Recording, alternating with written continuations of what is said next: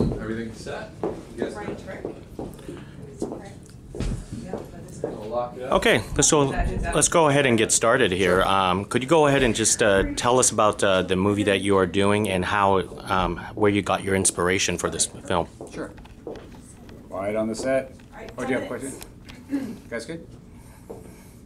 Yeah. You want me to ask the question again? No, I just felt it was getting noisy. Well, I got the inspiration for this film from many things. One of them being, I'm from Massachusetts. Salem witch trials was something always in my childhood that I remembered, but I didn't remember it that well. It wasn't like an important thing to me. But about 6 or 7 years ago, I was in Massachusetts for an event and just happened to pick up a book on the Salem witch trials, and I was reading it. It's called Hunting Witches or something like that. I can't remember the title. Just to kill time at the hotel. And sometimes the tiniest thing can just spur an idea. And I just started getting the idea for this movie, setting it in Salem and witches coming back. But it was whatever. It wasn't like anything I was going to pursue. And it just kind of festered and grew into this crazy thing over the years. How much research did you do for the Salem witch trials that you looked into? I actually did a lot of research, none of which I really used at the end of the day. Because one thing I hadn't really realized until I had started doing the research was a lot of what I thought was the Salem witch trials was more like European witch trials. You know, in Europe they had like the spiked chairs, the iron helmets, and all this crazy stuff. Salem was really like, they took them out, hung them from a tree, and that was the end of it. So I thought that, you know, a movie with people dressed like pilgrims hanging people from trees wouldn't be visually that interesting. So I sort of took a lot of liberties with it and sort of stylistically took from the European witch hunts. Okay.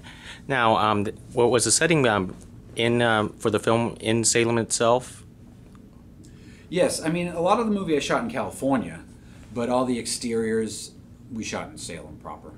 Why did you choose to do it in California rather than Salem? Well, because I thought for a lot of the interiors, it didn't matter. You know, like if you're going to create a hell set, why not just do it in California because everybody's here rather than, you know, Salem is a beautiful looking town but isn't the most thriving film community. So if you need something, all of a sudden you need a certain lens or a certain something, it's not there. So, you know, we just packed up a smaller unit when we went to Salem.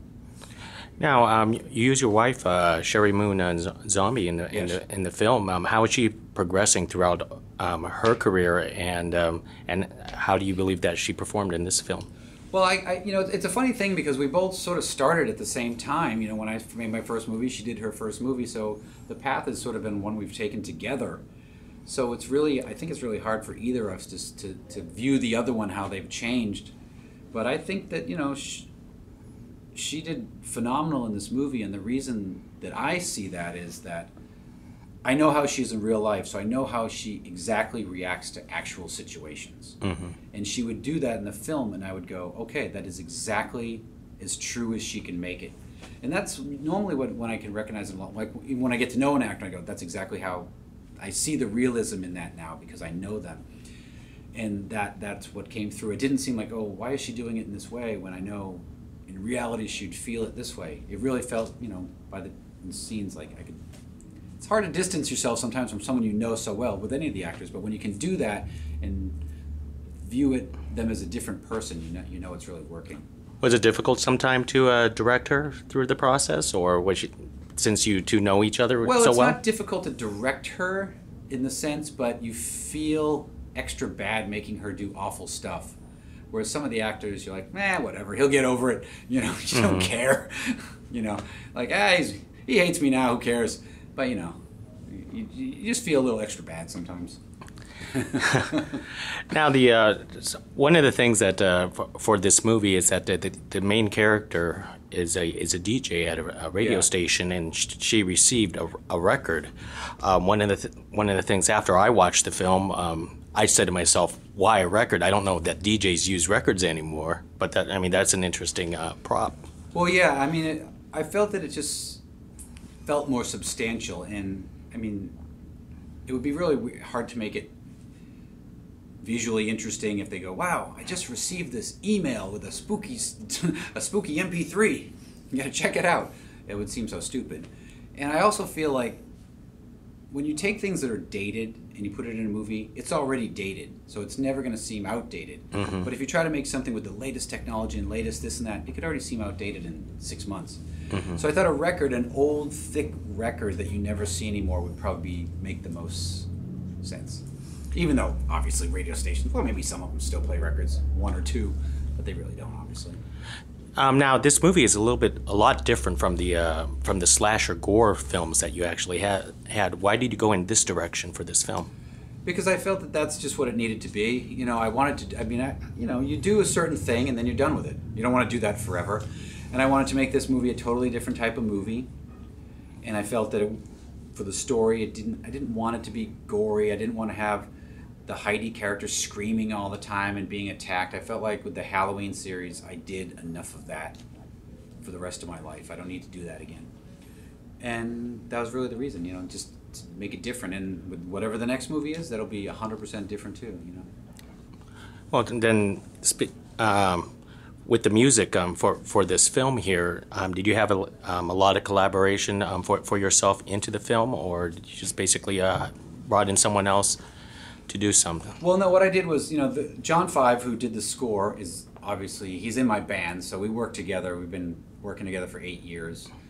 So we have a very shorthand. So I can convey to him what I want. You know, I want a little piano melody that's kind of like this, and I can reference something, and he'll go, I got it. And he'll come back and play it to me and go, that's just what I'm talking about. So it's so easy because, I mean, he's not going to just go off and do something because he won't know what, he's like, what do you want? He wants to know exactly what I want so he can give it to me. So it's very easy, fast relationship. Now, speaking of, you know, gore and violence, you just mentioned that your next movie is going to be entirely different. I believe that you have something about the Philadelphia Flyers, Yes. and another movie, something about a Tyrannosaurus Rex. Am I correct? Or? Well, no, that's not happening. Okay. The Flyers one is happening. Okay. The next movie, the next script that is done that we're setting up is a movie called The Broad Street Bullies, and that's a 100% true life story of the Philadelphia Flyers in the 1970s when they won the Stanley Cup. Are you a Philadelphia Flyers fan? Well, I was a huge hockey fan, and in 1974, I loved hockey, especially, and the Flyers and the Bruins. I lived on the East Coast. I love the Bruins. I love the Flyers, even though that's the main rivalry in the movie. But yeah, I know I mean, the Lords of Salem is probably my last horror movie for a very, very long time. So you would not return to the franchises like Halloween or anything like that? No. I like it being its own thing. Okay, and one last question: could you go ahead and talk about that? You're debuting a new album after the movie Lords of Salem.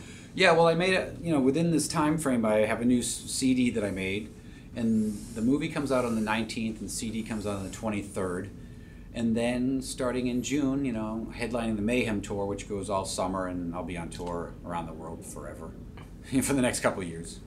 Okay, well, I appreciate your Cool. interview. Thank you Sure, very no much. problem.